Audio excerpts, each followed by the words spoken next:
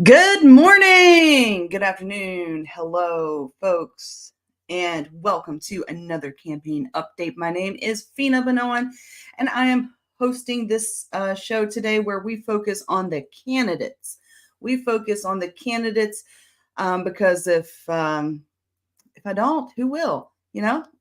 So this is the purpose of the show. Normally, I'd have my wonderful co-host Mike Scott in the studio with me, but today he's got a very important interview with the National Public Radio (NPR) out in Maryland. And let's see, I got a little photo from his ex. So it says the at Fina Benoan, this is why I had to ditch the campaign update today. I'm going to be on NPR.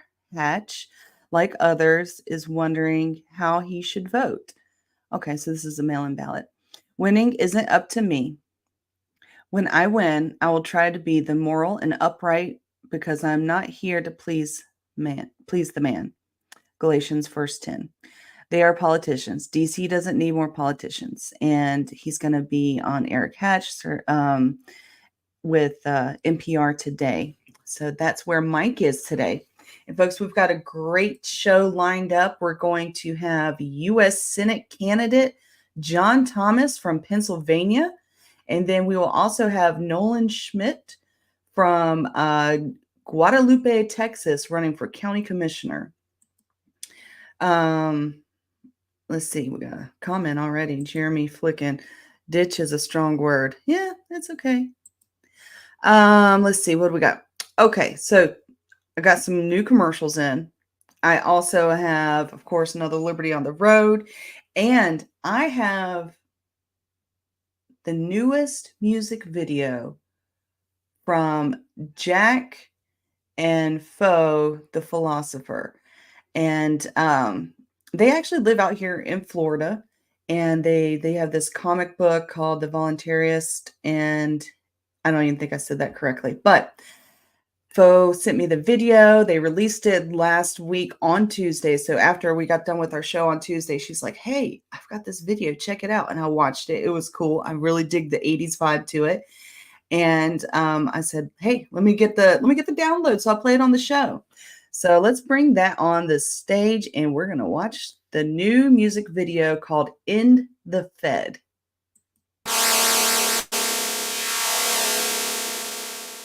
I want you to end the Fed, the creature from Jekyll Island. It's time to get out of debt. I need these feds out of my head. I want you to end the Fed, the creature from Jekyll Island. It's time to get out of debt. I need these feds out of my head. Aldrich Warburg, Davis Smith, Vander Lip and Andrew co-conspired, viciously enslaved me and you. 1910 was the year of evil actor actions, banking on a Fed Reserve monetary coup. They legislated secretly in perfect fascist fashion to cover their intentions of pillaging the masses. 1913 was the year they brought the bills to life. 'Twas the night before Christmas Eve, running through their heights. I want you to end the Fed, the creature from Jekyll Island. It's time to get out of debt. I need these feds out of my head. I want you to end the Fed, the creature from Jekyll Island. It's time to get out of debt. Get these feds out of my head,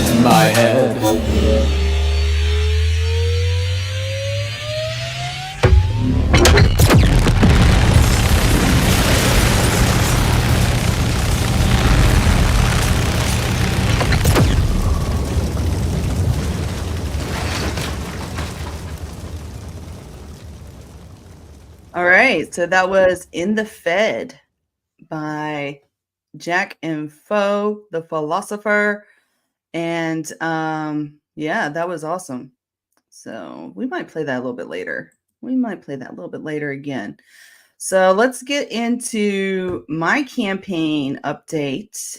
And so this weekend was pretty eventful. We started out straight from campaign update on Tuesday. We went to Daytona and went to probably the last political hobnob. We had another one scheduled for this week in Sarasota. And some of you know, well, I'm pretty sure all of you know, there's a giant hurricane coming to Florida. And Sarasota is on the West Coast, right there where it may get hit. So let me do my campaign update. And then we've got John Thomas in the studio, the U.S. Senate candidate for Pennsylvania.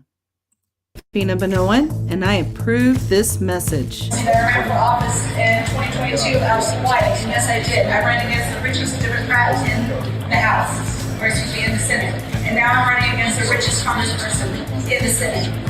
And I do that because I'm a libertarian and like Joe said, I love the Constitution, I'm a veteran. In fact, I did the same job as our current sitting senator in the military, in the Navy, but I did it twice as long. I do want to acknowledge something very important. I watch the news, and recently there's been a lot of bombs going over into Israel, in Iran, in Lebanon, and I do not support war. But I do understand where I'm standing right now. And I do know what my heritage is, where I came from in the military. I was a computer and networking technician for the weapons system. So I understand those are jobs. And now for this resolution. Imagine if we had the same enthusiasm for building rockets to go to outer space as we do for rockets to send to foreign countries with warheads on them. From the moment we first learned of our star's demise, our sun, we had a moral obligation to our future generations to work together to find a way to escape this peril. It's bigger than one person, and it's bigger than a generation. But if we all do what we can, when we can, together, we can save the future of humanity. And I do want to say that the Libertarians are holding this most valuable 3% in America right now, and we ain't going anywhere. America's third largest political party, and we are here to represent you, the people. Thank you. My name's Fina Benoit.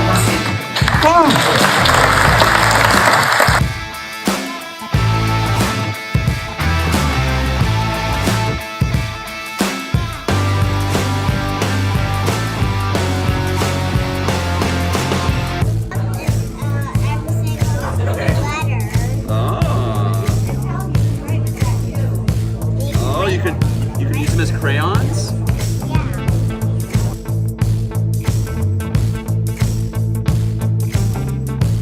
What's up, folks? Colonel here with the Libertarian Party of Duval, and I'm with presidential candidate Chase Oliver, who's the first openly gay presidential candidate. Had the pleasure of meeting him yesterday at Pride event in Riverside. So Chase, I just want to ask you a couple questions real quick. Nothing major here, but a lot of people out there still are unfamiliar with what the Libertarian Party is, what it represents. So could you give us a brief summary of like what the Libertarian Party is and what your movement is about and what you're about? Yeah, so the Libertarian Party, for those who don't know, we're the third largest political party in the United States. We're the true alternative to the two-party system, but our philosophy is rooted in this idea of the non-aggression principle. And so if you're not aggressing against anybody, you shouldn't need aggression against yourself. It's kind of the golden rule, right? You know, treat others as you want to be treated. And so the idea of non-aggression basically says that if you're living your life in peace without harming another person, you're exercising self-governance. You're not harming anybody else's civil liberties, so why is there need for any other government, whether it's local, state, or federal, to come impede upon your life? And so we as libertarians, we seek to reduce those barriers to the need for government as much as possible by supporting things like voluntary exchange, free markets, the ability for people to interact with each other peacefully. And as we can increase those avenues for peaceful interaction, it becomes less and less and less of an excuse for government to be involved in our lives at all. Excellent summary. Now, you said earlier this has been kind of stressful, but has it been exciting? Being on the same ballot as Trump and Kamala, how exciting is that? Well, it has been, yes, it is stressful, but yes, it's extremely exciting. So this is something that I have, always kind of like even when I was young, I talked about politics all the time, and I have a yearbook where somebody was like, Chase, you need to go for the presidency. And that was when I was 14 years old. And so the idea now that, like, over 20 years later, I'm actually doing the thing. I'm actually fighting, fighting on behalf of the Libertarian Party, fighting that message against, two candidates that I feel are just very not satisfactory. It's like the greatest honor of my life. Like, I haven't got married, haven't had kids yet, so I can't say that's the most important thing. Right. But so outside of that, running for office, representing our party on the national stage has been really a blessing for me, and it's been the honor of my life, and it's something that I'm happy to keep doing. We need to have somebody that's going to fight that two-party system, and I think as stressful as it can be, and as many times as you sit in a coach in an airplane, and you don't want to be there in the late nights, and you wake up in a hotel room, and you're like, oh my gosh, where am I at today? Like, what city am I in? What am I doing? As all that stress, it pales in comparison to the honor of representing our party. You're a rock star, man. We appreciate you. Yeah, try. I'm a rock star who doesn't play any instruments. Now, one last question. I know you're in Georgia. We're here in Florida, but this is a libertarian issue. Amendment 3, pro-legalization, recreational marijuana. A lot of libertarians here in the state are on the fence with this bill. Some are calling it a move in the right direction. Some are calling it a monopoly bill and going against the free market. How do you feel about this amendment? Have you researched it any at all? So I've done a little looking into it, and one of the things I'll say is, we can't let the perfect be the enemy of the good. And I do think this is, as it does kind of create this monopoly for large cannabis businesses, it does take the illegality out of it. And so I would argue that even a gamed legal system is better than illegality in a black market that creates violence through drug crime, but also throws people in jail that don't need to be there for exercising. They're just, consuming a little bit of cannabis. And so I think it is a move in the right direction. I would vote yes on 3 if I could, because I think ultimately once we get legalization occurring, then the next fight is actually breaking down the market barriers that exist in the cannabis marketplace. And we've done things like this where, we had legalized alcohol after Prohibition, but then it wasn't until the 70s when we fully deregulated. Now you have, breweries on every corner if you go to like a town in America, right? Mm-hmm. That happened because we deregulated the marketplace, but we had to legalize the marketplace first by getting rid of Prohibition. So once we remove the Prohibition effect, then libertarians can unite with Democrats, Republicans, and independents across the spectrum to fight for a more free and open market for cannabis. But let's remove the illegality first. Let's quit throwing people in jail, and let's create an incentive to actually fight for a better system once we legalize. Excellent. I appreciate that. Appreciate your time. There you have it. You have another option on the ballot. Chase Oliver for president.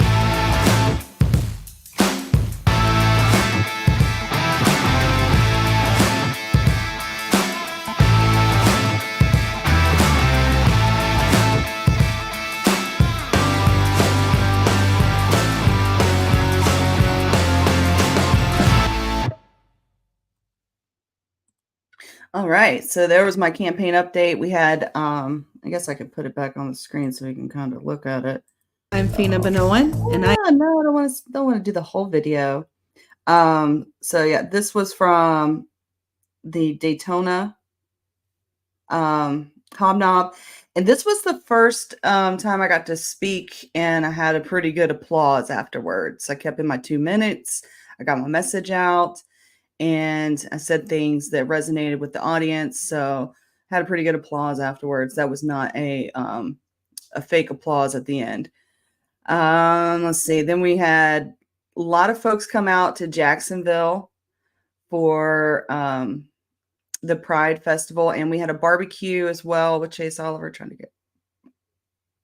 Oh well. Anyways, once again, Colonel, our campaign intern, doing the man on the street, asking those good, important questions. And also, DL Cummings had a live podcast interview with Chase Oliver. So check that out if you get a chance. And DL's kid, Zach, made us these little crayons with our names. And I was real happy about that.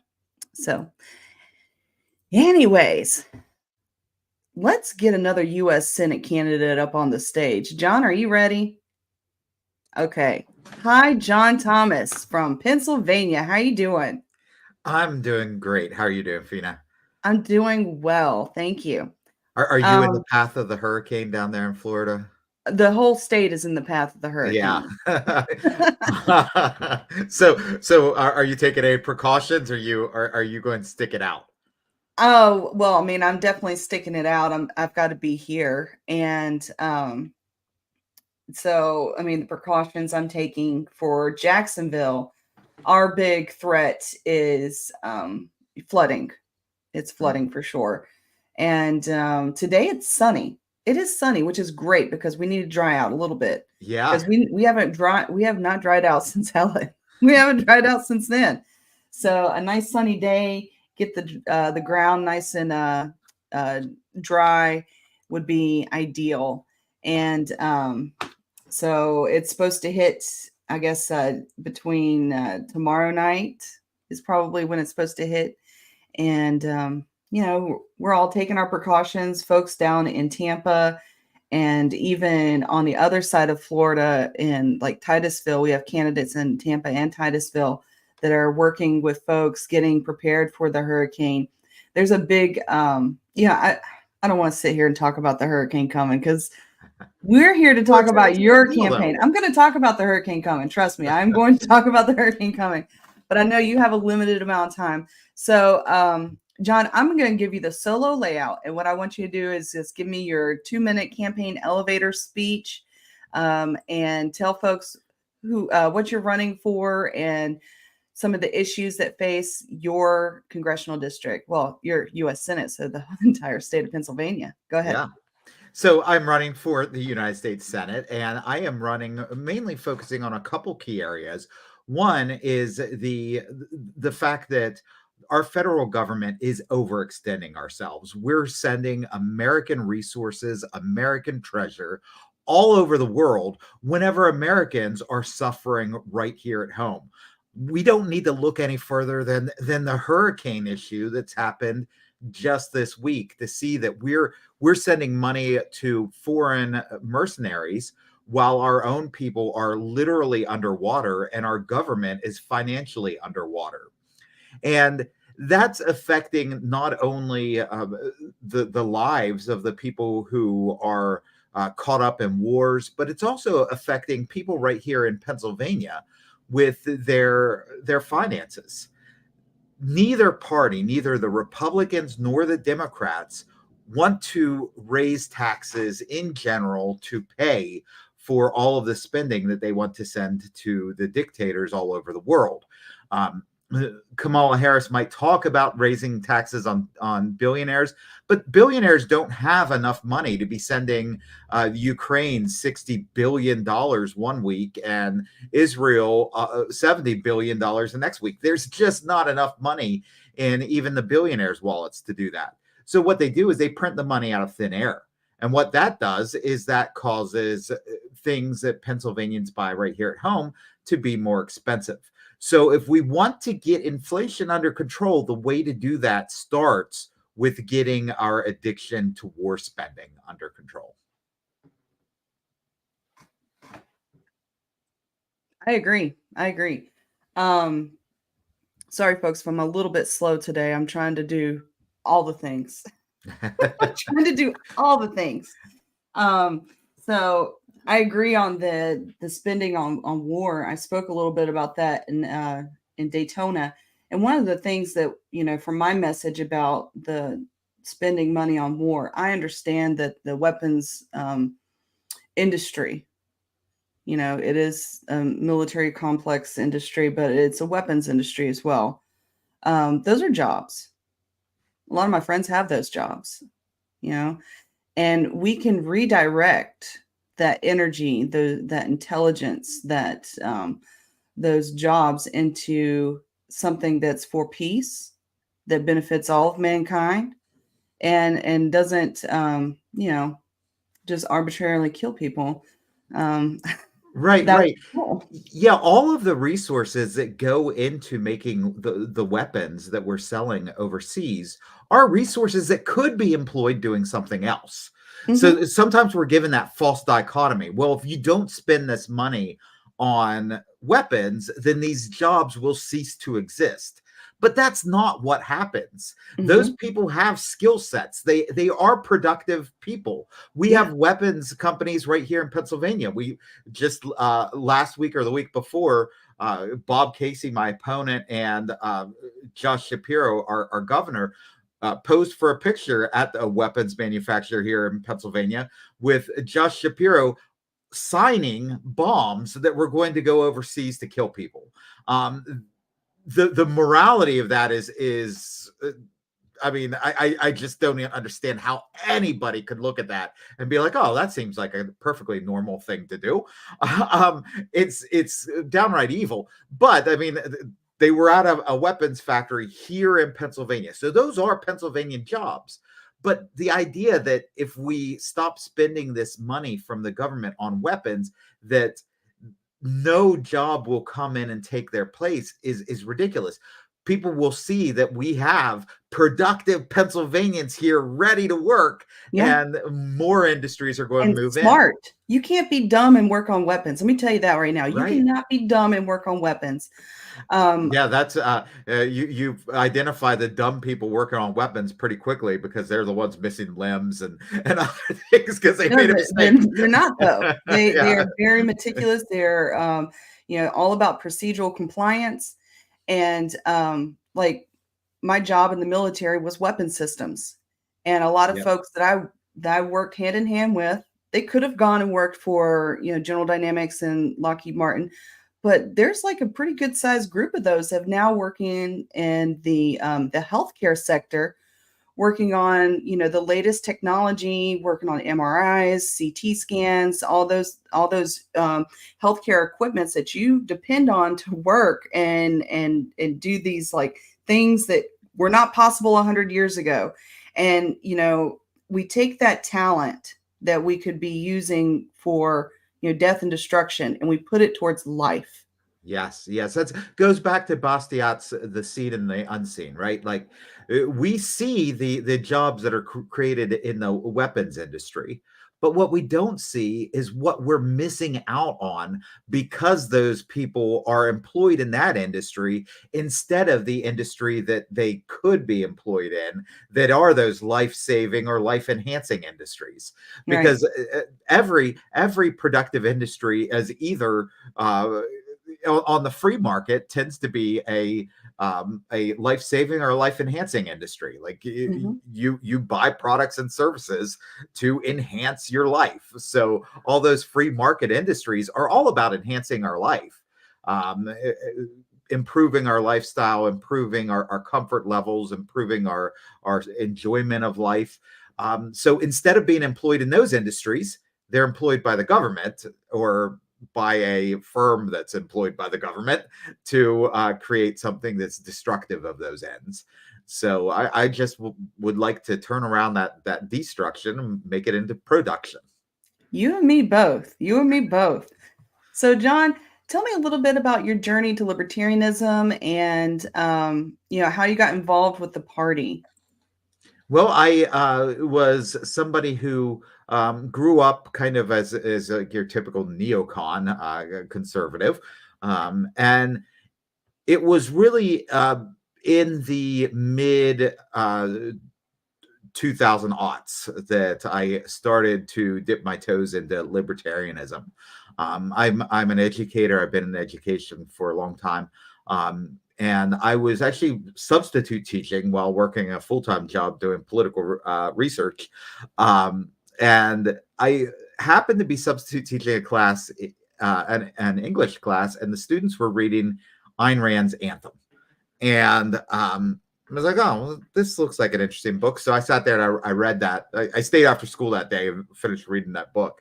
And I enjoyed her writing. I ended up reading everything she ever wrote, except for the Romantic Manifesto, which I still have not read. But in just a few years, I read everything she wrote. And so that was one of my paths into libertarianism. I know it's cliche to say, Ayn Rand is a path into libertarianism. For me, it actually was true. But I also the other cliche of Ron Paul. That was around 2005, 2006, and then 2007, Ron Paul was running for president. And coming from a conservative background, Ron Paul really made it acceptable for conservatives to be anti-war, growing up, the conservative position was understood to be pro-war. And Ron Paul brought to light that there is nothing at all conservative about war. What does war do? It destroys homes, both literally and figuratively. It literally blows up homes, but it also figuratively breaks up families. And families are for a conservative, somebody with a conservative background like myself, families are like that building block of society. So we do not want broken up families. What else does war do? Well, it increases the power and scope of the government. Every time there's war, government grows. And somebody coming from a conservative background would understand that government is not the answer for many of our problems, and growing government is in itself a problem. So all these different aspects of life that the idea that conservatives embraced war was absolutely hypocritical. And it was Ron Paul that opened up my eyes, and basically by saying things like, why don't you apply what you believe on the domestic level to the international level? If you don't believe that in the long run, large welfare spending helps people, helps alleviate poverty, but rather entraps people into a cycle of poverty on the domestic front, why do you think that spending all this money on nation building in other countries is going to help those other countries to any degree? So it was just that inconsistency, and that challenged me, and I did not want to be inconsistent. So I started I started to get involved with libertarianism, really around that time, around like 2005 to 2008.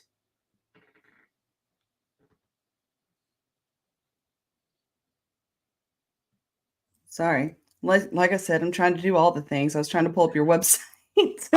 I was doing that last week, Fina. We had a U.S. Senate debate here in Pennsylvania, and I did a post-debate show afterwards. And I was expecting my campaign manager to be on with me. At the last minute, he couldn't make it, so I was doing it all. I was doing the post-debate show, doing everything myself, and it was so like it was just so clumsy.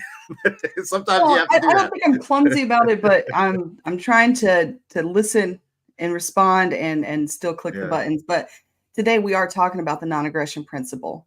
And I'm going to put this up on the screen because this is what we all signed the pledge for when we joined the Libertarian Party. I hereby certify that I do not believe or advocate in the initiation of force of violence as a means of achieving political or social goals. And that's the libertarian non-aggression principle. And I do want to share as well, kind of, this is what Wikipedia says. Wikipedia, the non-aggression principle, also known as the NAP, the non-coercion principle, the non-initiation of force, the zero aggression principle is a concept with aggression defined as initiating or threatening any forceful interference with either an individual or their property or agreements is illegitimate and should be prohibited. Interpretations of the NAP vary, particularly concerning issues like intellectual property, force, and abortion. Non-aggression principle is considered by some as the defining principle of libertarianism in the United States, and is also a prominent idea in the anarcho-capitalism, voluntarism, and minarchism. And then libertarian, some of you guys know that there is a LPedia website. So libertarian Wikipedia, the non-aggression principle is the idea that individuals have the right to make their own choices in life so long as those choices do not involve the initiation of force or fraud against others. Applying the non-aggression principle leads to libertarians to argue that actions or policies such as murder, enslavement, kidnapping, theft, and fraud are illegitimate, whether practiced by individuals or by institutions such as the government. When applied to governments, the NAP is seen as meaning that policies including taxation, drug prohibition, militarized borders, the military draft, and non-defensive state wars are illegitimate and should be ended. So there we go. Yeah. Putting that out there for the day. Got to represent our issue of the day. We're doing pretty good. So, John, I want to share your website if I can pull that up. 1 second. Window. We'll go to. Oh my gosh, I don't have it up. Give me a second, and I will have it up. So, John, you are in Pennsylvania. What is the political spread like there right now?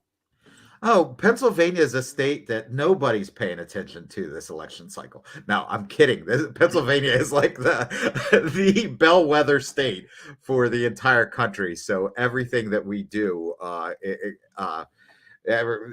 all eyes are on us and a few other states. So I don't watch a lot of TV, but whenever Steelers football comes on, and I watch that, and every other commercial during the Steelers game is a political ad this year because so much money is being poured into Pennsylvania. I saw one model that said that if Harris wins Pennsylvania, she has like a 92% chance of winning the presidency. If Trump wins Pennsylvania, he has like a 91% chance of winning the presidency. So it's like whoever wins Pennsylvania it seems to be the one who, and right now it's like 50-50. So both campaigns are presidential campaigns are here. Because of that, we're seeing things like your senator Marco Rubio was up here in Pennsylvania either I think yesterday, instead of being down there preparing for the storm. He was up here campaigning for my opponent Dave McCormick because everybody has their eyes right here on Pennsylvania. It's such a swing state, and that kind of makes it harder for libertarians. Whenever if you're in a state like California, it's like, oh well, the Democrats going to win no matter what. You might as well just vote your conscience and vote for the libertarian. Sometimes it's harder in a swing state where people are like, well, I'm leaning this way. I don't really like McCormick, or I don't really like Casey, but I'm leaning towards one or the other. And it's such a swing state that they're worried about, quote, throwing their vote away. And I like to say, you're not throwing your vote away if you vote your conscience.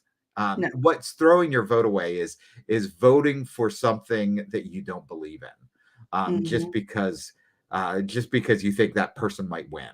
I mean, if you think that person's going to if the only reason you're voting for somebody is because they'll win, we might as well have a system like North Korea where the Kims will win every election there.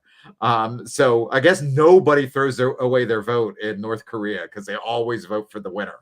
The idea that you have to vote for the winner is very un-American.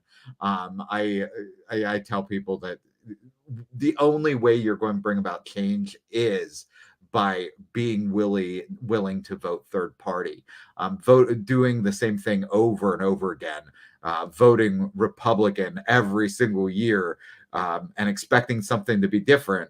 Yeah, that's the definition of insanity. Or voting Democrat every single year and expecting something to be different. That's the definition of insanity. Eventually, you gotta do something different. We've got to change the course of where America is heading. And so you brought up the non-aggression principle. That I think is something that separates the Libertarian Party not only from the two major parties, but also the other minor parties, in that we are the one party that has a principle on which we can stand. Everything we do, we can test against that principle. We can go back and say, are we being principled in this or not? Like, what is the principle upon which the Republican Party stands? I don't know. There's none. What's the principle on which a Democrat stand? There is none. It's just their principle is we want to win elections. Well, I mean, that's nothing good. Like anybody. Even when we take the idea, okay, so with the non-aggression principle, we apply it to everything. Even when we take it to something that we don't think of as something as being someone aggressing against us or aggressing against others, like say climate change, for instance, and the environment, right? We wonder, why would we have so much plastic? Why do we have so much trash? And part of that goes back to the non-aggression principle. The reason why our plastic is free and is so cheap, and it's cheaper than all the biodegradable alternatives, the hemp products that we would rather use that are sustainable, is because we use the war machine to back it up. We use the war machine to subsidize the security. We use the war machine to subsidize the transport. And we would not have as many plastics in circulation, single-use plastics right now, if it wasn't for the government subsidies of war backing the plastic industry. Because folks don't understand, plastic comes from oil. Yes. Plastic is a petroleum-based product. And we will forever be using plastics as long as we keep supporting the war machine that goes after the petroleum. Yeah, it distorts prices, and that distorts how people are going to behave. And so that falls under fraud. Yeah. That Yeah. falls under fraud. So And- I do have your website. So I'm gonna pull that up real quick. Okay. Let's see.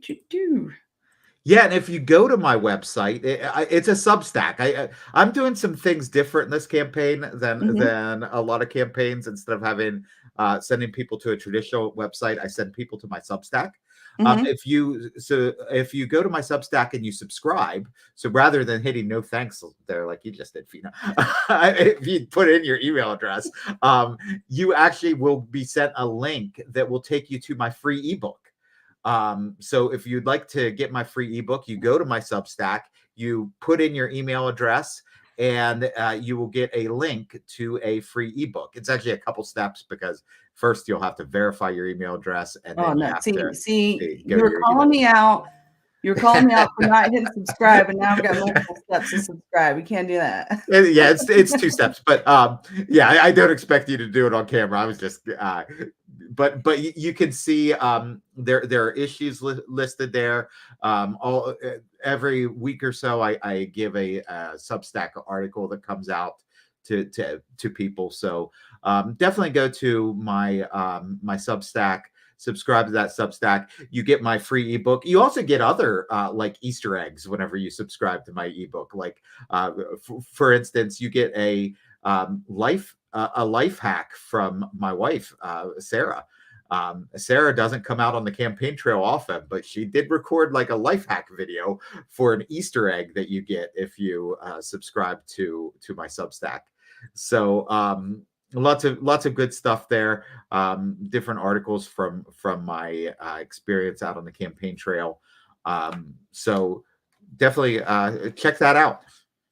Yeah. I wish I had I've got a great website. I'm not going to dog any of my websites. They are phenomenal. But I wish I had done a little bit better, like organizing with the calendar and getting my events to auto populate onto my website. That would have been so awesome. But there's only so much time in the day, and there's only so much of me I can do. Well, don't be kicking yourself there, Fina. You see upcoming events, like the most recent one on there is a July event. What is it already synced up to your calendar? Is it synced to your calendar? Or I don't no? know. My campaign manager did that, so I don't know how. Who's your campaign manager? Drew Rhea. Drew Rhea. Okay. He works for the LP National. Nice. But he's also he lives in my county, so nice. So he and I are friends. But good, that's good. Yeah, campaign managers are crucial. Like my campaign manager, a lot of times has to be like my head cheerleader too, because there's some days where I just get down in the dumps. You know, I go to these political hobnobs. I don't even know how many of them I've been to this year, and I've raised tens of thousands of dollars, not millions by any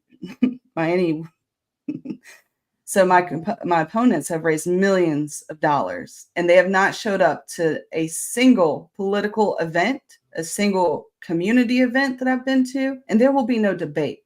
But they have raised millions of dollars, and I just want to know where that money's going to. Are they holding it? Are they keeping it in their pockets? And if they are, that's the kind of administration you can expect from those people. Yeah, just so you know. I think in Pennsylvania we're looking at probably By the June reporting deadline, I think it was already up to $50 million was spent on the Senate race here in Pennsylvania. So $50 million. $50 million. So by the How end, many we're people probably are 100 in million. Pennsylvania? Do you know what the total population is?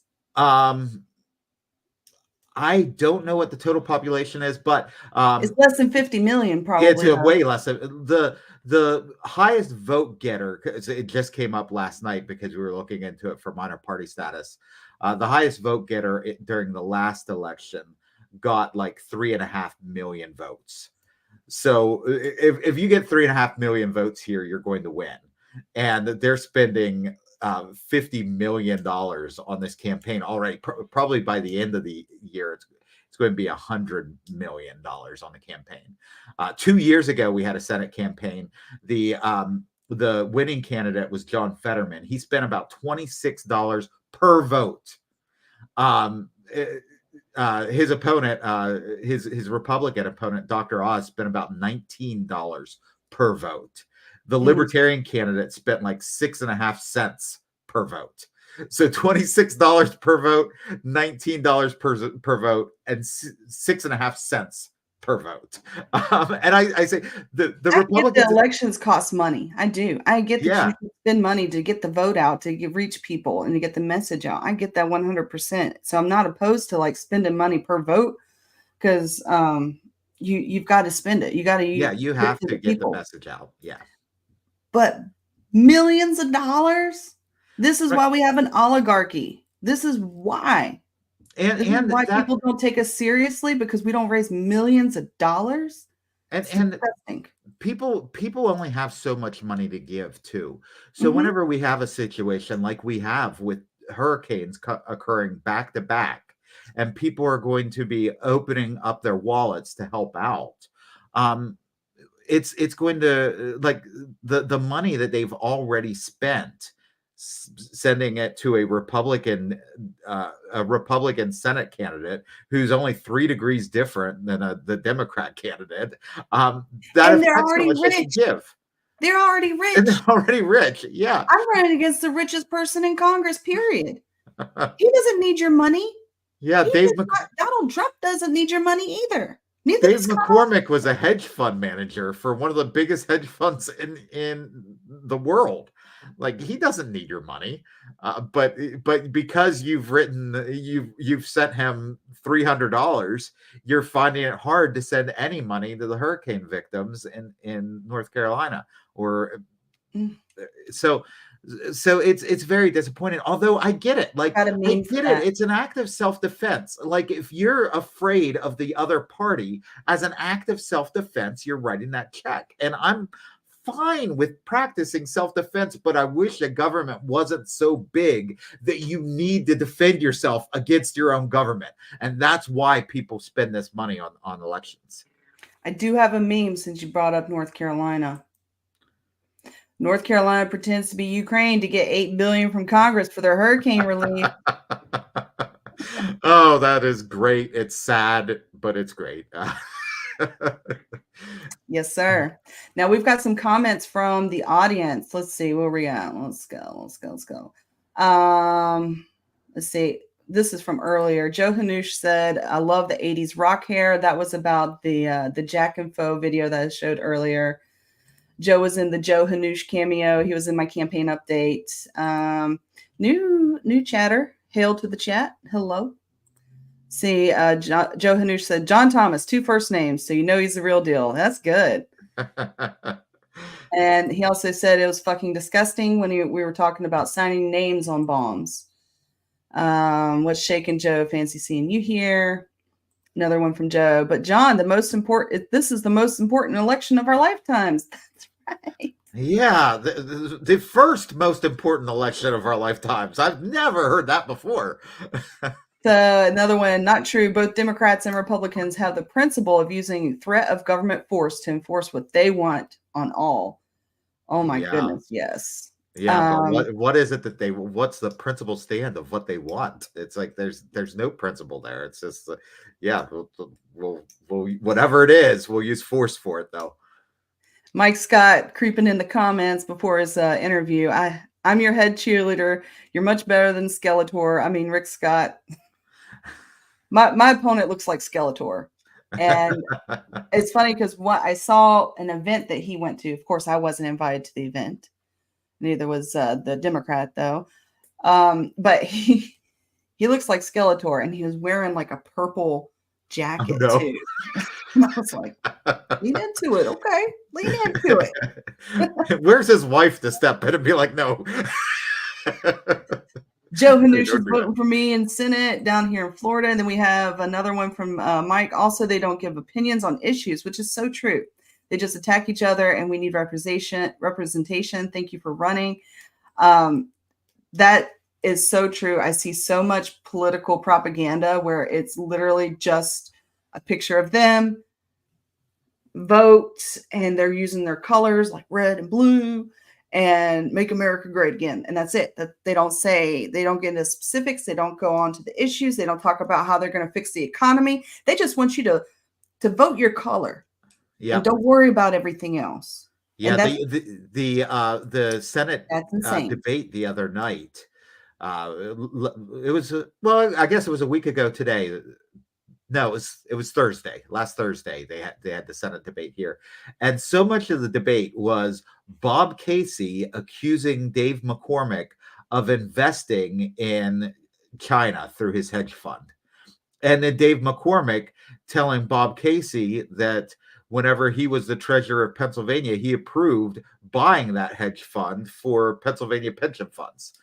So it was just them pointing at each other. No, you invested in China. No, you invested in China. No, you invested in China.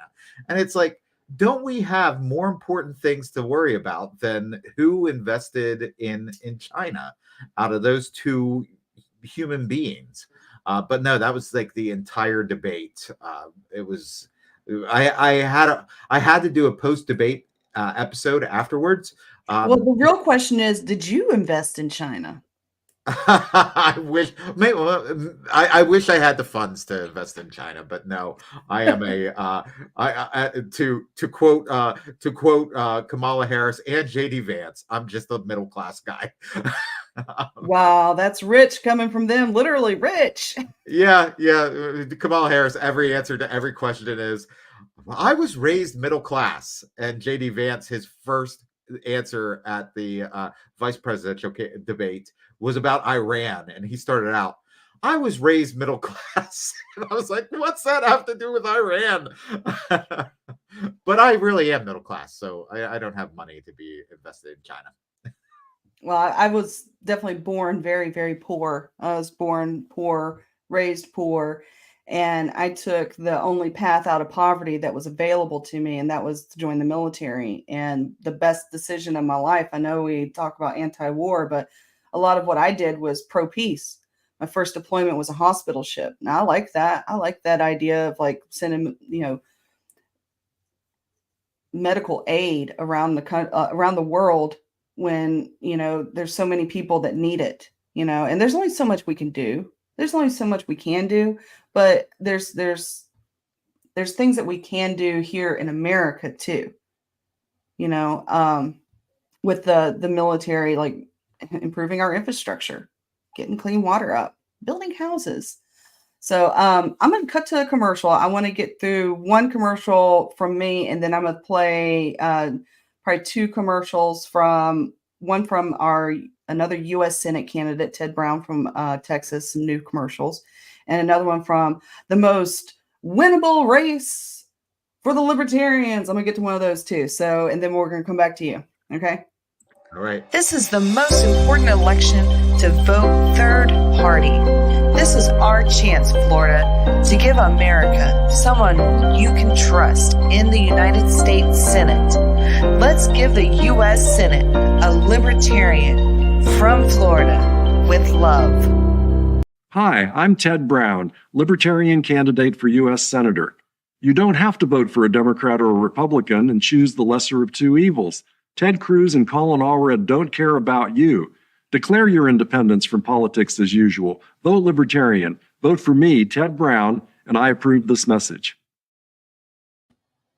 Okay, I said I was going to go to the Michael White commercial that I have, but it's over 5 minutes long, and we just don't have that time right now. Maybe in the later part of the show we'll get to it.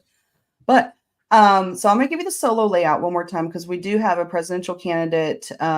Chase Oliver update happens every single Tuesday at noon sharp. So I want to get into that. But before we do that, I want to give you your time again, just to put out your main issues, say what you want to say. If there's anything that we didn't cover that you think is important that you want to put out, go for it. Well, I wanted to cover the issue of voting for libertarians and what kind of power that has. The first race I ran for as a libertarian was for school board, and I didn't win that race. But me and one other libertarian ran in that election, and we both got close to 30% of the vote. And we live in a very, very red area. Normally, it's whoever wins the Republican primary just walks through the rest of the election cycle and walks into the seat. Because we challenged them, they couldn't do that. They actually had to campaign the entire time. They had to run ads up until November. They had to produce more signs. They had to do a lot that they were not expecting to do because of what we accomplished there. Well, then a few months later, our state representative announced that she was retiring. And because of the political capital we built by achieving like 30% of the vote, we were able to send an open letter and have it published in the newspaper saying that if the Republican nominee supported Defend the Guard, we would not run somebody against that person. So they saw that, okay, we can have a 3-month race up until the primary and then be done. Or these libertarians will be a thorn in our side and make us campaign all the way up to November. And there were like 5 Republicans running. 4 of them reached out to us and said, we will Defend the Guard. Just back off of us. And that was the power of even a local school board race having that kind of turnout for libertarian voices. So getting out and voting libertarian is how you change things. That is how you make a difference. Don't throw your vote away. Don't throw your vote away by voting for Republicans and Democrats who are just going to do the same things that Republicans and Democrats always do. Instead, make a difference by voting for your conscience. Vote libertarian. Oh, Fina, you're muted. I'm muted. Yeah. Bingo. So we rebroadcast this on Monday nights at 7 p.m. And also, so last week, if you saw that show, or last night, we did a flashback episode, and we featured a lot of the clips from campaign updates. So after the show, probably, I'll try to get it done today because, or tonight. I gotta prep for the hurricane, but yeah, that's more important. I'll get them up. I want to get them up before the hurricane comes, but that way you can use them and you can share them with your social media and everything. And I'm looking forward to all that is going to come from this election. Are you going to be in Dallas by chance? I will not be. We're doing our election night thing here. I'm planning on working the polls here and doing all that. Yeah. Well, I took it as this is my thinking. For one thing, this is my 3rd race, and I've never had an election party because of COVID. And second thing is, I know that Rick Scott is going to be with Donald Trump. Rick Scott's who I'm running against, wherever Donald Trump is. If it's in Florida, he's going to be in Florida. I know that Debbie Marcel Powell, the Democrat candidate that I'm running against, she's going to be with Kamala Harris, wherever Kamala Harris is. And I feel like it's my job as the U.S. Senate candidate for Florida to be with our presidential candidate in Dallas, which is where they're going to have a great election party. And I think I'm excited about it, by the way, because Texas has a very robust party out there. I think it's the largest in the country, the largest libertarian party in the country. And they're very active. They've got their stuff together. They've got candidates. And I'm looking forward to it. They also host for the national convention. They usually host a karaoke party. And so folks in karaoke, Texas, I would love to sing some karaoke at the election watch party. I think it'd be a lot of fun. So, but thank you so much, John Thomas, for coming on and giving us a campaign update. All right. Well, thank you for having me. Yeah, thank you. And I will see you around. And, just keep up the hard work, keep hard charging, and best of luck to you. Best of luck. Right, you hold on, too. just hold on to the rafters. The storm's almost over. It's less. I think it's less than 30 days now. Yeah, it is. We're 2 days away, or 3 days out from the 1 month deadline. So, all right, and be safe during the storm, Fina. I will. Thank you, John. Thanks. A record number of Americans favor a new political party. 57% of Americans still believe a third major political party is necessary. Voting third party is a wasted vote? Bullshit. This is the establishment's most successful lie in modern politics. America is the only major country with free elections to only have 2 viable options. Not anymore. The Libertarian Party is the fastest growing political party in America and will be on the ballot in all 50 states. And when we talk about winning, we don't just mean winning the White House. There's all kinds of wins you can have in your state if you vote Libertarian today. We can win ballot access that makes it easier for future candidates to run for office. We can win major party status that gives us more attention from the major media. I think it's a great day to be a libertarian. And we could have libertarians getting elected all over the country in local races. Whenever libertarian candidates are able to break through the mainstream media blackout, our support grows.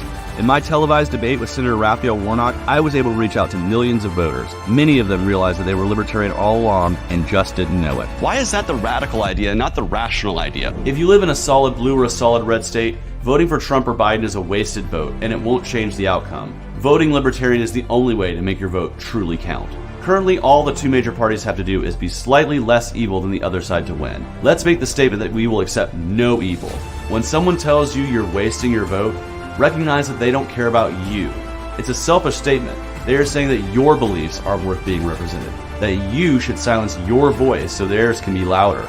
Vote your conscience, not someone else's politics. Breaking up the duopoly is the only chance for the real radical change needed to give the power back to you, the people. Voting for Chase Oliver for president will contribute to bringing more choices into our political system.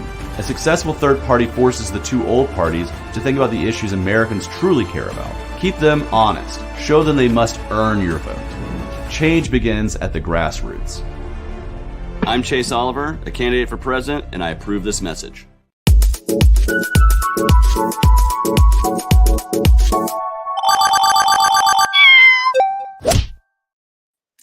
Hello, Amber. I am going to ask that you handle the overlays because I am on my phone. I made the switch from Mac to Windows and I don't have a built-in.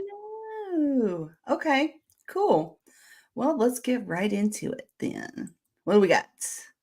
So this was in Columbia.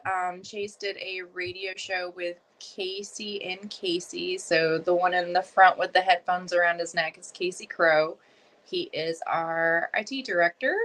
But they had a 2-hour long show with a lot of live callers calling in. It went really well. Awesome. And then this is the journalist from, I can't remember the name of the outlet, but it is a Spanish media outlet in Savannah. Chase went down for a meet and greet with Savannah LP at the Waffle House last weekend. And there is Laura Owens. And then that's another of the other lady.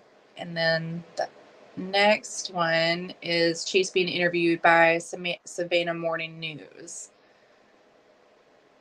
Awesome. At the Waffle House. Waffle House.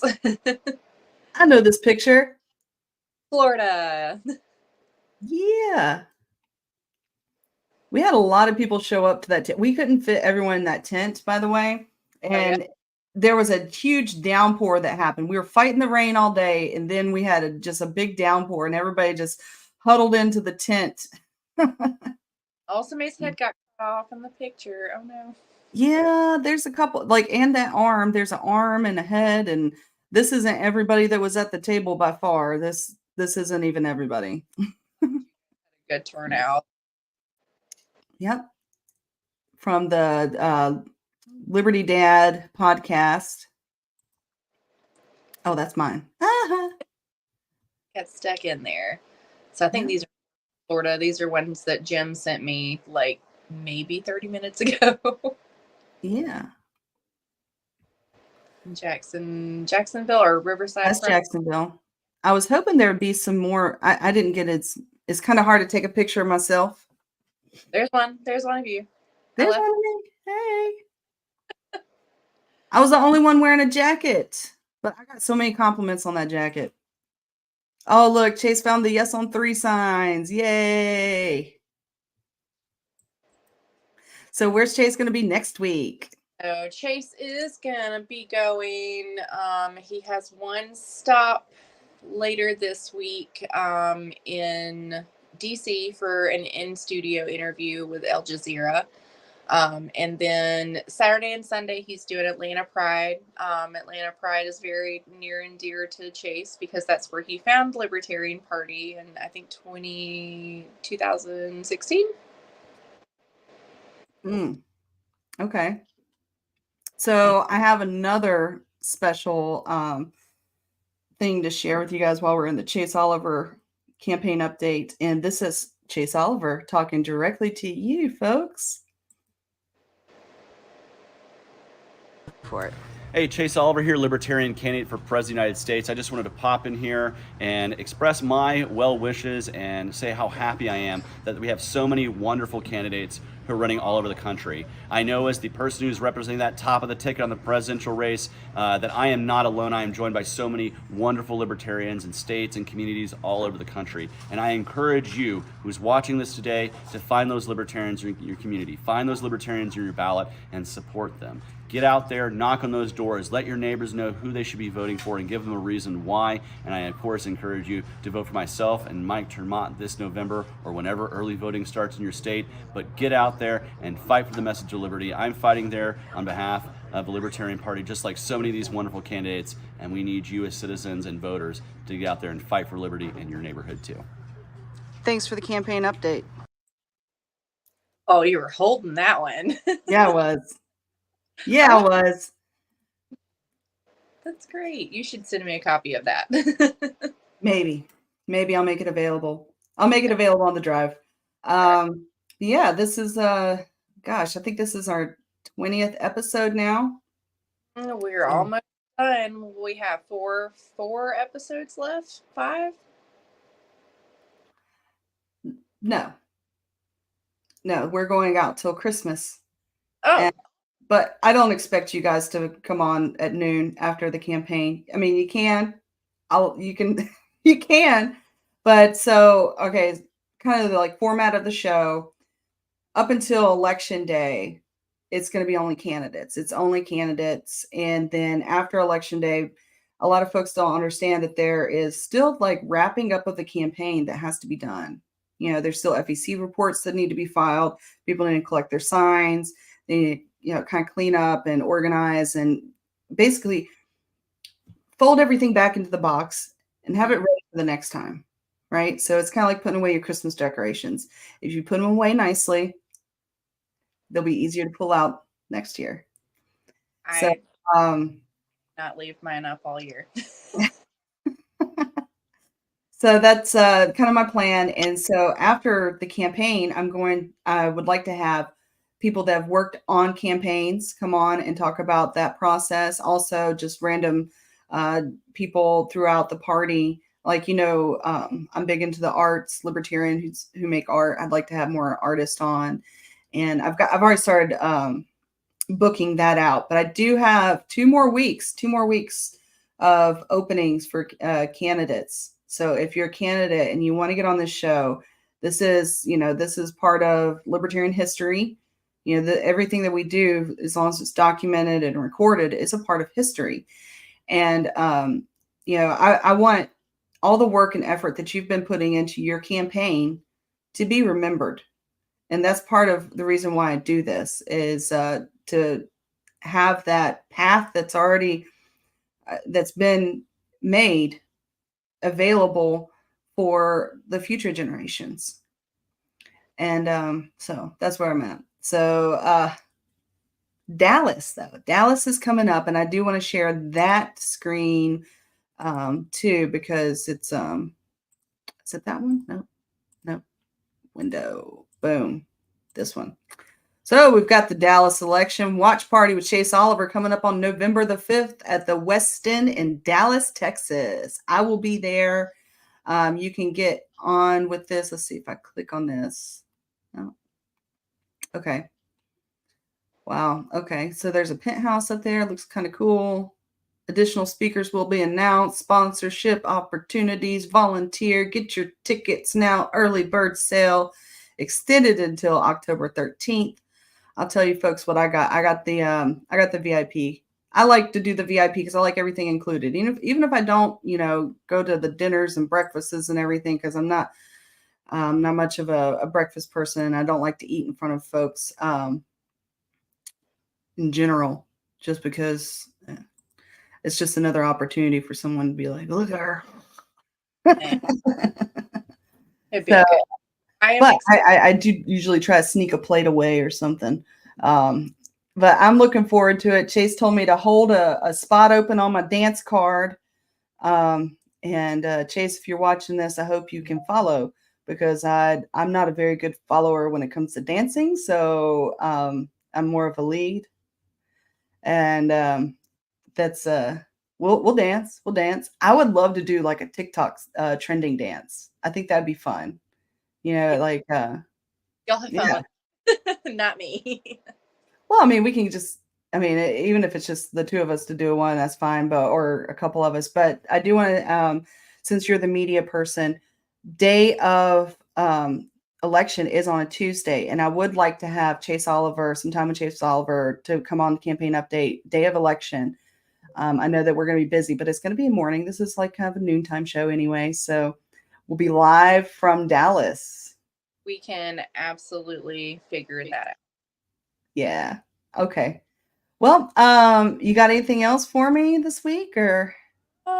I know I did not talk about Mike, but I know Mike is going to be in Mississippi Thursday through Saturday. I scrolled all the way back to August, but and he didn't have any travel last weekend. The only thing we had was the VP debate, which I think he live tweeted the whole thing. But he's going to be spending more time up in Pennsylvania, North Carolina. We're trying to keep our candidates kind of central to where they're at, with the exception of Texas next weekend, just so we can hit swing states and not travel quite as much. Yeah. Well, it's winding down. It's the end of the road. Literally, it's the end of the road. So I'm so ready. Yeah. But we will talk after the election. Yes. All right, Amber. I will see you next Tuesday then. All righty. Aloha.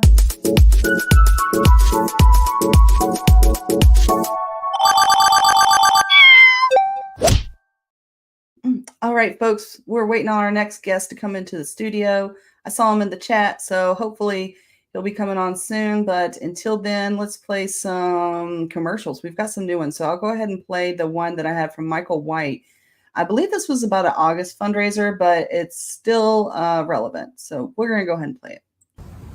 I'm out here on a very windy afternoon in front of the Arkansas Capitol building here in Little Rock. And if you're not from Little Rock and that building looks familiar to you, well, there's a reason. You see, when construction began on it in 1899, the idea was that it would be a replica of the U.S. Capitol building. And when construction completed in 1915, that's exactly what we got. It really is an absolutely gorgeous piece of construction. The exterior is Batesville limestone, quarried in northwest Arkansas. Inside, there's marble and granite from Alabama all the way to Colorado. There's even 24-karat gold-plated Tiffany chandeliers inside that building. My favorite part of its construction, however, is the exterior brass doors. They're kind of obscured by this tree, but when you're coming up from the river in the morning and the morning sunlight's hitting them just right, it's absolutely gorgeous. Now, I wish I could tell you that the things that came out of this building were just as beautiful as its construction, but I can't. Namely because government's job isn't to create beauty or ugly or good or bad. Government's role in a free society is to secure the rights that you and I are born with. And we are born with rights. We have rights that precede government. Obviously we do. Because think about it, that building didn't give birth to our ancestors. Our ancestors gave rise to that building.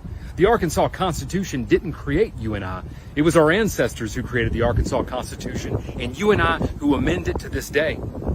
Now, governments and buildings and people in buildings like this, during times of crisis especially, do not have a great track record of securing those rights. In fact, during scary times, they've done horrible things, like throwing people into internment camps when they were of a different nationality, forbidding their speech, compelling their speech, taking their property, compelling their labor, conscripting them into military service, preventing them from peaceably gathering and assembling and worshiping how they wish to, disarming them, throwing them in cages, in boxcars, and sometimes killing them. This isn't hyperbole or vitriol. This is just the objective truth of what petty tyrants in buildings just like this have done throughout the ages. Now, we know that times are uncertain, and we certainly have some uncertain times coming. I think we all agree that the economy is not as strong as the media would have us believe, that we have these rising tensions in the Middle East, Russia, Ukraine, China, Taiwan, North Korea. We have a fragmented southern border, and it appears that the federal government has an out-of-control spending policy that threatens the very existence of the dollar itself. And of course, we always are under threat from the very next medical emergency. I don't know what the next thing is going to be that comes to Arkansas. I don't know what it's going to be, but I guarantee you this, no matter how scary it is, if I'm in that building, I'm fighting to defend your rights. I'm fighting to make sure you're not disarmed. I'm fighting to make sure you keep your free speech, that you own your property, that you own your labor, that you have the ability to peaceably gather and assemble and worship how you want to worship and live how you want to live, so long as you aren't hurting anybody. I promise you, that is my oath to you, that I will be in there defending you as long as I can stand and breathe and have a heartbeat. But here's the deal. I can't get elected into this building if I cannot get my message out. I have 30,000 people in my district. Roughly half of them are voters, and I need to let them know about this principled liberty message that we're running on. So please, I'm asking for your donation. We need to raise $6,000 in the month of August alone. We are far from making that goal. There's about 4,500 of you that follow me on Twitter, X, whatever you want to call it, about 10,000 that follow me on Facebook. That's roughly 15,000 people. If just 1% of you gave $50, we would basically be where we need to be. Now, look, I know times are tough. I know that other campaigns have your financial interest. I get it. But I'm going to remind you that you cannot buy your rights back. You can't buy them back. However, you can invest in defending them today. And any U.S. citizen can donate to our campaign. And you might be saying, well, Michael, I don't live in Arkansas. Why do I care about what happens if you get elected to the state house or not? Well, here's why. Because this is the most winnable race for liberty in the country, hands down. And the brush fire of freedom that starts the revolution across the country has to start somewhere. And there's no reason it can't be right here in Arkansas. The people of the 75th District, you have a big decision to make. You can vote for more of the same old, or you can vote for someone like me who is committed to defending your rights and relegating government to its proper role. So please, I'm asking you, I am begging you, I am imploring you, needing your help and your financial assistance to make sure that I can win this election in November. So visit our website, mw4liberty.com/donate, make a financial contribution. $25, $50, $100, $500, $1,000, $3,000, $3,300 is the max. Anything you can give, I promise you that I will do my part, that I will conduct myself with integrity, I'll advertise a winning message, I'll knock on doors, and I will be available to the constituents that I am aiming to serve. So please, make a difference today. Be the type of ancestor that your future offspring look back on and go, they did the right thing at the right time for the right reasons. The future of Liberty depends largely on you. Visit mw4liberty.com/donate. Choose Liberty. Make history. My name is Michael White, and I approve this message. All right. That was a commercial from Michael White in Arkansas, the most winnable race in America for libertarians. Check him out. Help him out wherever you can. And we have another guest on for folks. This is Nolan Schmidt from Guadalupe, Texas. He's going to be running for county commissioner. Are you ready, Nolan? Okay, I'm going to add you to the stage. Hello, Nolan. Hey, was trying to set up the background, but it does kind of take out a part of my hair here, so hope people don't mind that. That's all right. Yeah, I don't. We're used to having at least one bald person on. So, welcome to the show. And so what I'm going to do is I'm going to give you the solo spotlight. And if you could give me your 2-minute elevator speech of what you're running for and some of the issues that you're running on and how folks can find you and all that good stuff, and go. All right. So my name is Nolan Schmidt, native and longtime citizen of Guadalupe County, Texas. I was born in the heart of Guadalupe County in Seguin. I am pretty much, I grew up in a small business family, very well-known one in Guadalupe County. And one of the things I wanted to do here is pretty much when running my race, I do apologize if I'm not that strong of a speaker. Normally I'm more stronger as a writer than a speaker. So one of the goals I want to do is I want to try to help lower taxes even further in Guadalupe County, which has been doing a very fair job of lowering taxes. But of course, there is like big projects that are getting funded, especially road fixtures and everything else, maintenance as well for county buildings and stuff. And I believe that I believe in alternative funding pretty much, and on a more voluntary approach, more like based on donation-based funding instead of being coerced into funding for projects that you really don't want funded by taxpayer money. Instead, giving people the option to donate their own money if they want into those projects or not. Second, I mentioned before that I grew up in a small business family, and after seeing the effects of the COVID pandemic, and especially there was outreach, the governmental overreach during that time, I want to work with the commissioners on putting in protections for small businesses, especially during a time of a pandemic, if one is to happen again, especially, and not just protected from federal overreach, but also state and local overreach. That means like no matter during a pandemic, it's not the government's decision if you should shut down during a pandemic or not. It is the right of the owners and also for like landlords to decide if they should hold off rent or not, because when it comes, the rent may stop, but there's still bills to pay, and some landlords had struggled with that.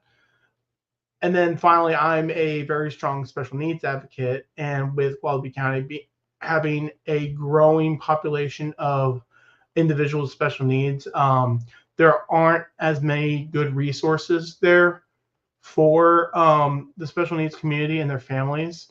So I want to work together with the county to try to make a outreach program that would connect small nonprofits that are willing to help out the families, as well as special needs adults, with resources, connections, everything else, without using any type of funding from taxpayer money at all, because I believe that with working with nonprofits, no money should be made whatsoever from this program at all, and no money should be spent either. This muted. Huh. So I'm hearing what you're saying. And right now, for me, I know it's not so much for you where you are in Texas. Right now, there's a lot of concerns with this hurricane coming up. Absolutely. And just last week, we had a hurricane. And this week, we've got another one. And last week, we didn't have any hurricane funds. There was no funds in FEMA to support, North Carolina and Georgia. And Georgia just got power back on. Got power back on. And now we're going to get hit again. So I wanted to talk with folks today as well, because you kind of bring it up. I was going to save it towards the end. But I'm going to be pairing up with a friend of mine in the Libertarian Party, Pat Ford, who heads up the Libertarian Mutual Aid to help folks out here. And what the Libertarian Mutual Aid is it's a decentralized, non-government funded way to help people that are in a time of crisis, whether it's an emergency, natural disaster like we're in now, or whether it's, just helping the homeless in practical ways. And one of the things that I like about them is they have this program where, you, the individual, can go on to like Walmart's website and select what you personally need during this emergency. And then people that want to help out, that want to donate, they can go in and they actually can buy your cart. They can pay for what you need, because not everybody needs a bunch of diapers and formula. Some people need a chainsaw.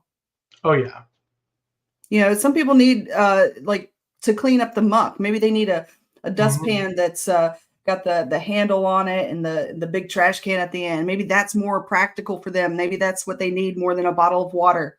And of course, we all need bottles of water, but sometimes we're gonna need these rebuilding tools. The equipment to clean up and rebuild, pretty much. Correct. Yeah.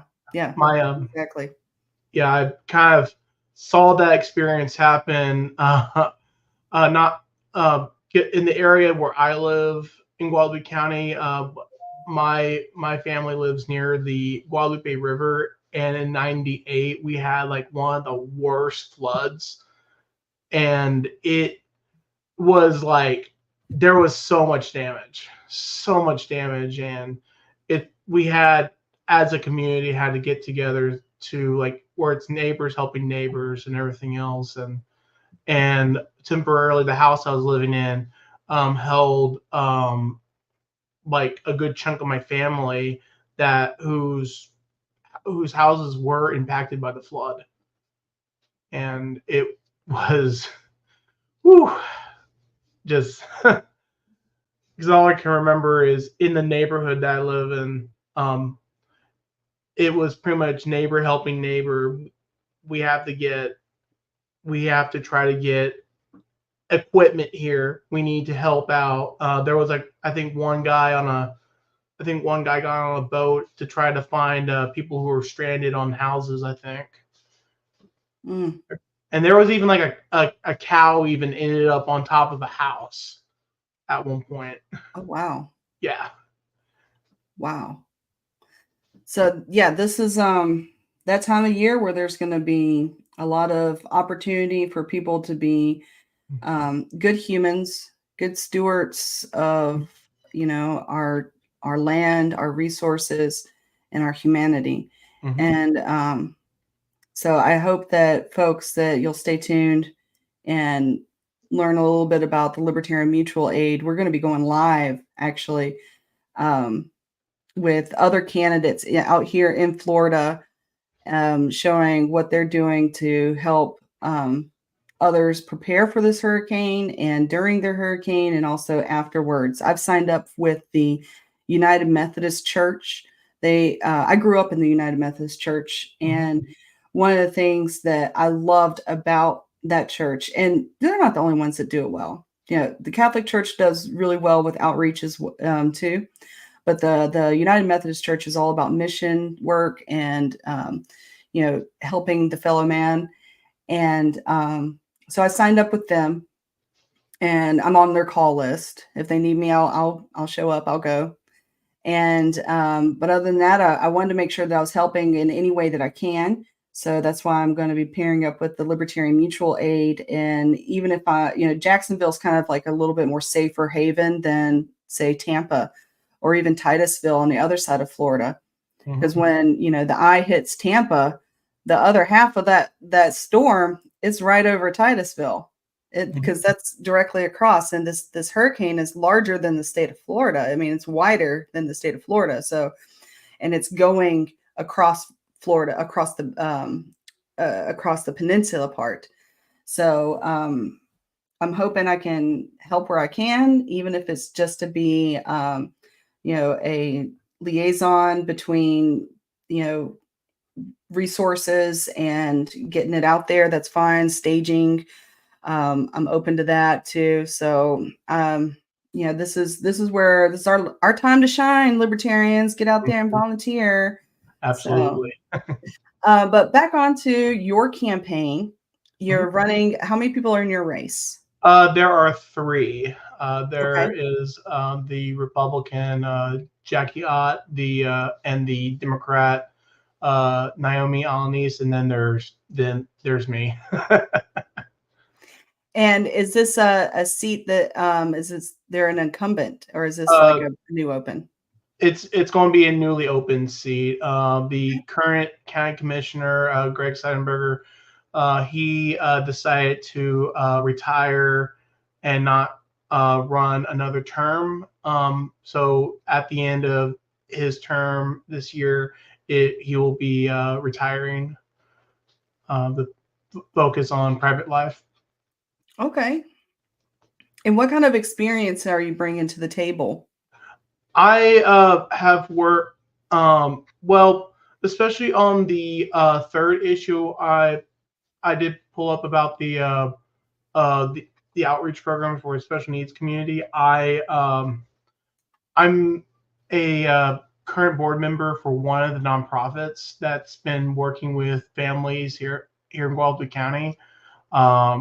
We make sure we bring in resources and connections and everything else and help out families with, especially if somehow the one of the schools decided to not follow a protocol that they have to follow when it comes to the special needs community, especially under the Americans with Disabilities Act. We're there to kind of like come in and say, hey, there's accommodations for this child that you have to follow under this law. Pretty much we're making sure that we want to make sure that not just the kids are getting the accommodations. It's that way we also let parents know, hey, don't let the schools try to change way to handle your kids. There's more power to you than at the local schools and everything else. Because I know that was one thing my mother did for me when I was growing up, because I was technically under as a special needs child, but she was like my biggest advocate, pretty much. And this was the same mother that also taught me about small businesses, because my parents owned a bar for about 18 years. And then they owned an RV park. And it was through the pandemic when their RV park got hit really bad with like the whole federal put in holds for rent and all that stuff. And we had to take out of our personal savings. And it got to the point where my parents were in really serious debt. And then then the environmental health department started. You know what? I want to say something about that. Mhm. A lot of folks, they give landlords a bad rap. They hate us or whatever. Mhm. But the individual landlords, the individuals like the mom and pop landlords, the people that they just got an extra 2-3 houses or something, and they're renting them out. Maybe they have them mortgaged, maybe they don't. But that's the front line of these price gougings when you have big corporations that aren't even in America come up and buy a whole bunch of our housing, and then they jack up the rent. Mhm. They hire a management group to come and take care of it. And like, for instance, my fence, it got knocked over during the hurricane. That fence was old. It was dry rotted out. And my neighbor who rents, his rental company had actually come out and fixed his side of the fence earlier this year. And when they fixed his side of the fence, it made it so whenever I opened my door, the whole fence was starting to lean. And so I still haven't heard back from that property management group, because I went ahead and replaced the whole entire fence that we share. And they should definitely pay half of it. They should pay half of that fence. And I get the runaround. Yeah. And this is a big corporation of rentals, and they're not even in Florida. They're not even in Florida, but they send like a crew that they were going to come out and they were going to fix the fence again, which, like I said, it was dry rotted, and literally the fence was broken in several places from that hurricane. It was down on the ground. I have a pool. My neighbor has kids, and it's a deep pool too. That's a safety concern. So I immediately had to get somebody out here to fix the fence. And I still have not heard back from the rental property group. And so, our mom and pop landlords, they're a good thing, because they can actually come and say, yeah, that fence needs to be replaced, and if they're doing it right, they've set aside a percentage of what the renter will pay for mitigating emergencies, whether it's a fence down, need a new refrigerator. You shouldn't have to wait, 2-3 weeks for a new refrigerator, right? If you're renting, that's kind of silly. That's wrong. That's you've wasted all your food, and you've put yourself in a situation that nobody wants to be in. But since you did bring up special needs people, I want to play a commercial from one of our candidates out here in Florida, Nathaniel Snyder, who is in the path of the hurricane. And he's got special needs kids, and I just want to play the commercial for him. I'm an outsider. I'm not a politician. I'm a mechanic by trade.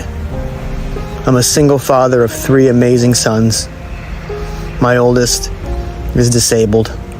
He'll never be able to do the things that his younger brothers can do.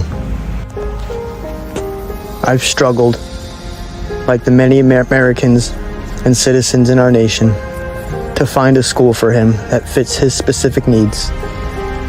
I'm not a millionaire. I don't come from huge money. And the reality is, our education system doesn't provide schools for these specific needs.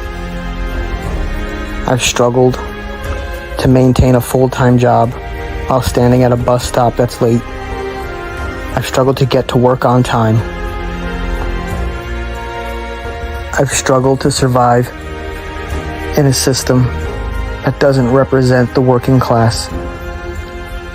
I've had to budget finances. I've skipped meals. I've done what every loving parent has had to do and sacrifice to ensure that their children are properly taken care of. And I finally made a choice to run for Congress to make sure that this chaos stops, that every single parent and every family has an opportunity to thrive and succeed, to give us a fighting chance again. I'm Nathaniel Snyder. I'm not a politician. I'm a working class American. I'm a single father. And I'm done watching the political class destroy us. SnyderForFL.com. All right. Does that commercial tug at your heart? Because it tugs at my heart. It does. Like I was starting to get into tears when I was right in the middle of it. Yeah, but the first time I watched it, it was definitely like it was a tear jerker. Oh, And yeah. you know, his story is it's not unique. It's not unique. There are millions of people across America right now that are struggling to live and to thrive when they are burdened by no fault of their own by disability. And you know, our government is set up so that everyone should be equal under the, you know, and it's hard to accommodate that and really understand the unique challenges of each individual. And when we have a blanket approach like what our government is, it's you're gonna lose people. People are gonna fall through the cracks. And I do mean people, because they are people. They're humans. They have life. They have joy. They have sorrow. Like the whole spectrum of emotion and vitality, you know, is there. And anyways, I thank you for running for office, by the way. Good on you. Where can folks find more about your campaign? Because I don't have it here. Do you have a website? So I'll post it in the comments as well. Do you see a little side that says private chat? Oh, yes. Put it in the private chat, and then I'll put it on the screen. There we go. Yeah, I'll do that. There we go. While you're doing that, I'm going to play another commercial, short one. Attention, Florida. We believe in maximum freedom and limited government. There will be multiple libertarians on your ballot this November. So take a chance on something different. I'm Fina Benoan, and I approve this message. Boom! How's that? Oh, yes. So we will go to your website here in just a second. Let me copy this link and pull it up. So how did you get to become a libertarian? What was your path? Well, it all mostly started when I was a student over at Texas Lutheran University. I was originally, like, my family was leaning more Democrat than anything else. And it wasn't until I had a conversation with a person who's now a really good friend of mine. It got to the point where it's like we had, like, it was the first time I ever had like a civil discussion, and we talked about my views, and then all of a sudden it's like, Nolan, I don't think you're a Democrat or a progressive. You sound more of a libertarian, because you want lower taxes, you want protections for gun rights and protections for small. You want there to be a more open market. That's libertarianism right there. And he introduced me to like John Stossel when he used to be on Fox Business, and love John Stossel. I still watch his videos on YouTube today.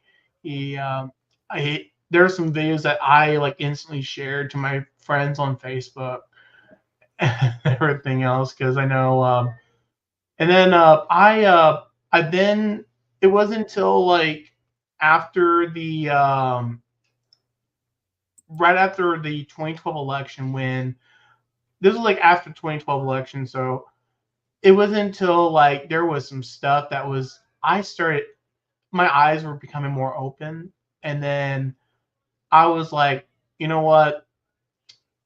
I'm leaving. I'm leaving the Democrat Party. I'm done with this stuff because there's these so-called promises to make everything better. It is not working, and I went on to I think look the more. big fail for the Democrat Party in 2012, which was Barack Obama, was for libertarians. It was the continuation of the Patriot Act, which allowed spying on our citizens here in America, and also the fact that he didn't pull out of the war. Absolutely, it was like they got Osama bin Laden. He was done. Oh, but then we stayed past, and I think that lost a lot of libertarians between, the surveillance state and not really actually being anti-war. Like after the job was done, it wasn't done. It wasn't done at all. And then there was it was also the especially the thing that really hit hard was the leak about the what was it, the drone, using drones on our allies and even our own people. And then I'm like no thanks, I'm out of this party. And yeah, that was the WikiLeaks and the Edward Snowden opening up, which Edward Snowden, that part came later, but it was a lot. So let me go into your website a little bit. Let's go to your website. There we go. Nolan Schmidt for Guadalupe County Commissioner, Precinct 1. I like your picture. I like your graphics. Let's see. Fiscally conservative, pro small businesses, pro special needs. Very good. Let's go to your homepage. About residency, education, small business owner, media. Okay. So this is when you filed. Right. So you've been doing this for almost a year now. Congratulations. And you're also taking donations. Have you raised, how much have you raised so far? I raised around a little over 1,100 so far this whole campaign. With Texas, we had those filing fees, and that with the money for that didn't come out from donors. That came out from money that I saved up for the race, and it was like it took a hit on my pocket, but it's like it was money that if I was going to be on the ballot, I needed to put it in because especially this year, Texas decided to finally decided whoever didn't pay their filing fee, they're not going to be on the ballot. They're claimed ineligible, and we had some really good candidates that were on there that sadly did not pay the filing fee, which meant one of the How much was your filing fee? How much was your filing fee? Mine was $750 for county commissioner. Yes, that's a lot.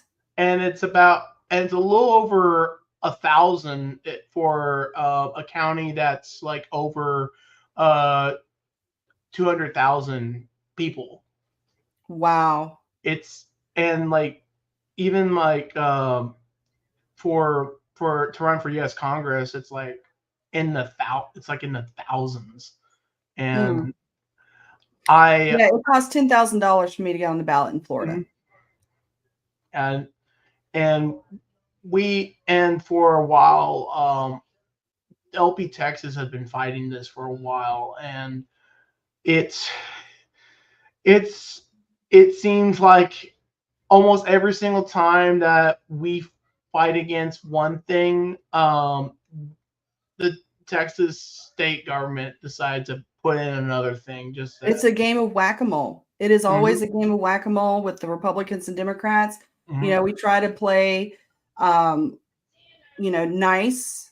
Like in different states, we'll try to be like, okay, so if you sign, like Colorado, for instance, if you sign this pledge towards libertarian ideals, which we don't even put like real libertarian stuff on. We put the stuff that we agree on, like with the Republicans, like you're going to be fiscally conservative, things like focus on the economy, things that we can all agree on.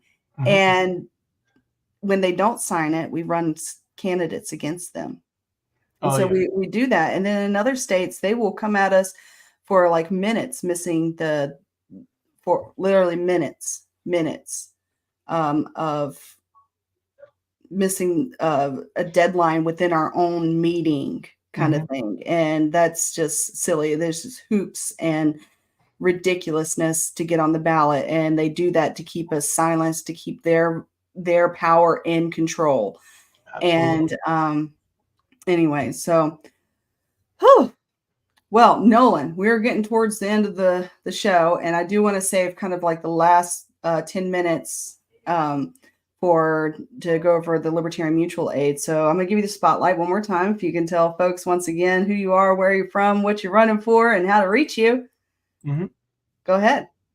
So again, this is Nolan Schmidt, Libertarian candidate for Guadalupe County Commissioner, Precinct 1. We, of course, that this has been so far this year, it's been a very, very small campaign, mostly focusing on fiscal responsibility, pro small business and pro special needs. And right now, Guadalupe County is getting ready, media outlets in Guadalupe County is getting ready to put in for their voters guides and everything else. And I know that advertisement, that's been my big thing for the donations so far, is to help put in advertisements for those that may not be on Facebook or social media, or even and try to get the word out there. And I also want to thank I want to thank you for the time for letting me be on the show.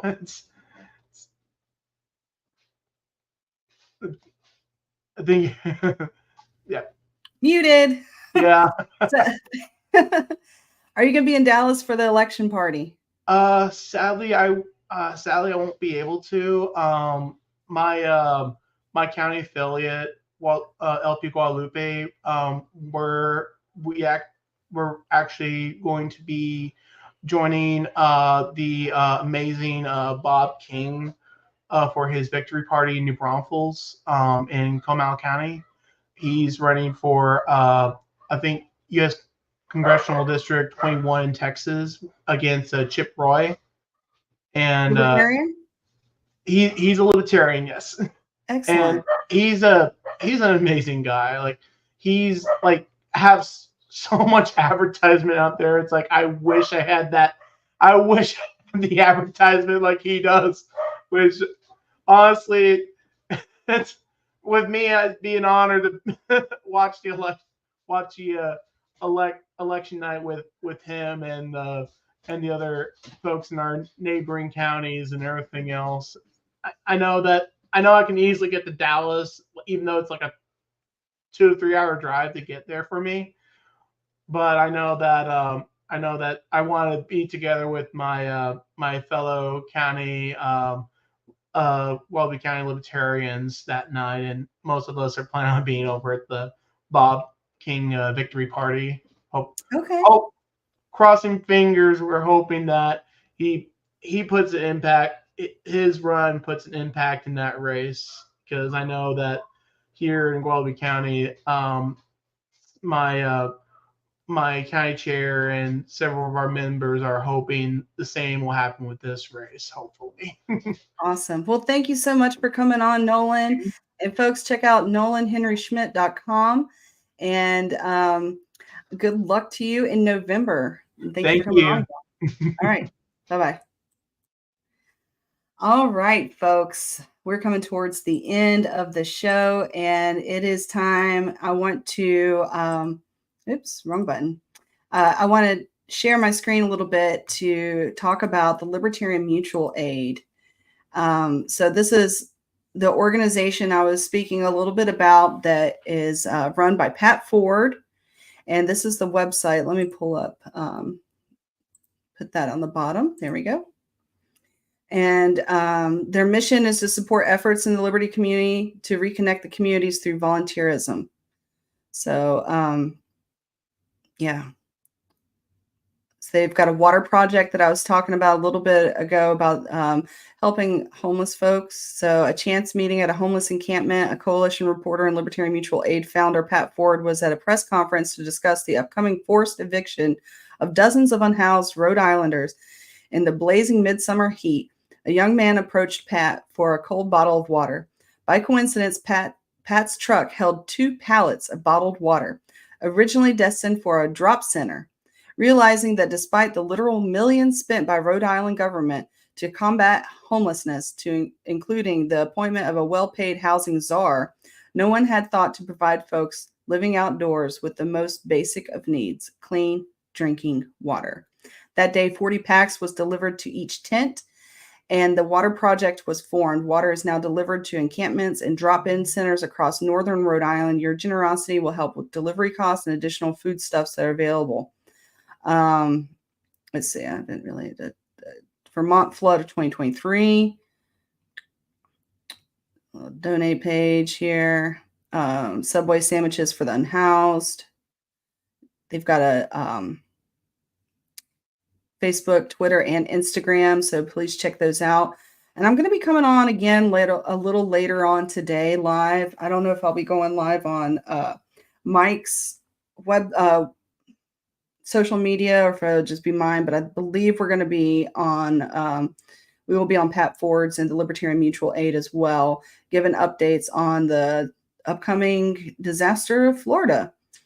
And there's a donate button. I'm sure this is going to get more robust pretty soon. So that is what we're doing. So, folks, I'm going to play one more time.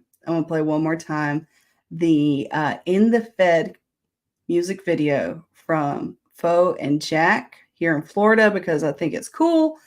And next week we'll be joined with our wonderful host, Mike Scott, again. So let me play this music video. I want you to end the Fed. The creature from Jekyll Island. It's time to get out of debt. I need these feds out of my head. I want you to end the Fed. The creature from Jekyll Island. It's time to get out of debt. I need these feds out of my head. Aldrich, Warburg, Davis, Smith, Vander Lippen, Andrew co-conspired, viciously enslaved me and you. 1910 was the year of evil actor actions, banking on a Fed Reserve monetary coup. They legislated secretly in perfect fascist fashion to cover their intentions of pillaging the masses. 1913 was the year they brought the bills to life. 'Twas the night before Christmas Eve, running through their heist. I want you to end the Fed. The creature from Jekyll Island. It's time to get out of debt. I need these feds out of my head. I want you to end the Fed. The creature from Jekyll Island. It's time to get out of debt. Get these feds out of my head.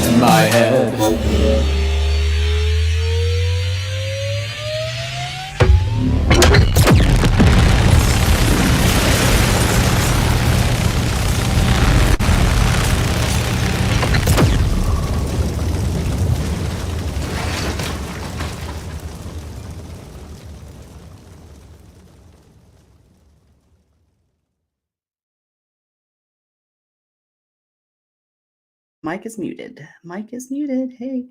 Well, folks, it's been a great campaign update. Thank you for watching. Thank you for supporting Libertarian candidates up and down the ballot. If you're in Florida, please stay safe. If you plan to evacuate, I hope you're doing that today. If you plan to stay in, in place and hunker down, then make sure you tie up all your things that could go flying, secure for sea. And we'll see you next week. See you next Tuesday. Aloha.